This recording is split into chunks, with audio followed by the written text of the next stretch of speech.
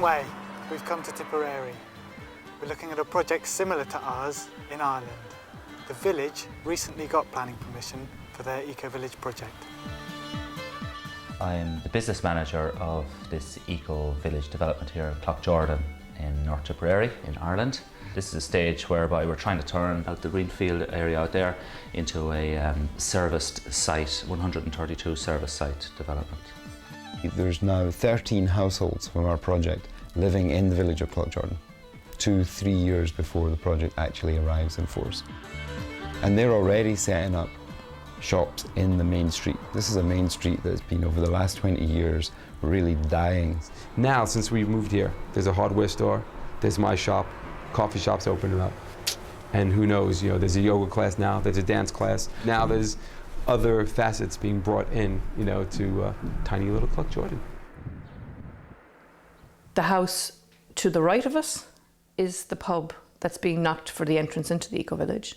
The house to the left of us is the Eco Office and is owned by the Ecovillage. And all the land behind us is the Ecovillage. And I remember saying to my husband one day, it's like this now, either we settle into this and everything's going to be okay, or the only other way for us is the road because we're surrounded.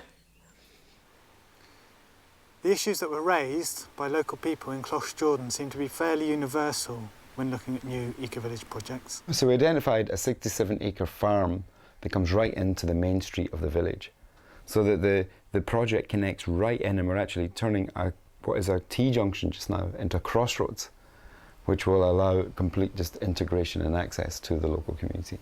Hey, we're a village of 500 people, but we've got 3 churches and a meeting room. That doesn't hold us together. Sports are all over the place. There's no one thing to hold Cloughjordan together, only that we're Cloughjordan.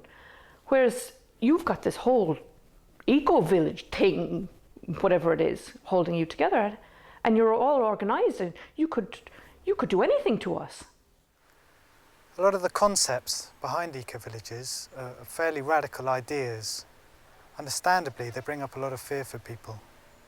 The word eco, anything, eco-village, they just saw eco-warriors and saw dreadlocks and we're going to come down and chain ourselves to the trees or whatever. So we had to dispel these sort of myths that we were, different in a way. And we had all sorts of people, old people, young people, families, individuals. The fears and the apprehension were massive in the beginning. Of these people that were going to come and they were going to destroy our village and they were going to take over and they were going to do all these horrible things to us. And it was only by us talking and slowly chipping away our apprehensions and fears and realised that, hey, these were pretty cool people, So much so to the point that, wow, I know we live in Cloughjordan, but, we wouldn't mind living in this eco project.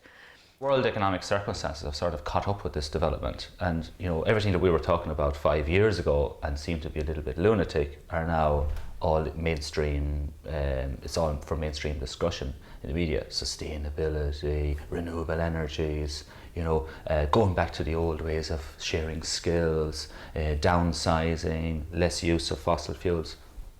This is what we were talking about 5 years ago. We were supposed to be mad.